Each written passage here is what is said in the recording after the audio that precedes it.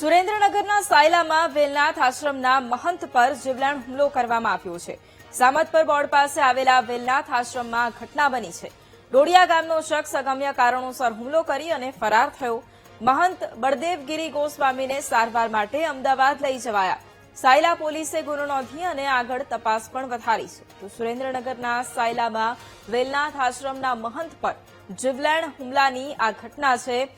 સામતપર board પાસે આવેલા વેલનાથ આશ્રમમાં આ ઘટના ઘટી હતી। ડોડિયા ગામનો એક શખ્સ કે જે અગમ્ય કારણોસર હુમલો કરી અને ત્યારબાદ ફરાર થઈ ગયો હતો।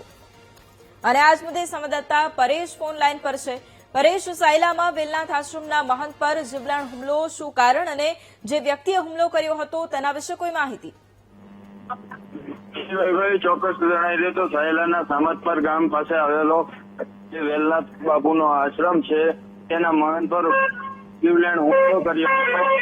તેને લઈને પોલીસે પણ તપાસ હાથ ધરી છે। જે આરોપી છે હાલ તો ડોડિયા ગામનો હોવાનું પણ સામે આવ્યું છે અને જે મહંત છે તે પ્રાથમિક સારવાર માટે સાયલા હોસ્પિટલ ખાતે ખસેડવામાં આવ્યા હતા અને વધુ સારવાર માટે અમદાવાદ ખાતે ખસેડવામાં આવ્યા છે। હાલ તો પોલીસે જે હુમલો કર્યો છે તે આરોપીની પકડવા માટે ચક્રો ગતિમાન પણ હાથ ધરી છે। જી બિલકુલ, આભાર પરેશ તમામ જાણકારી માટે।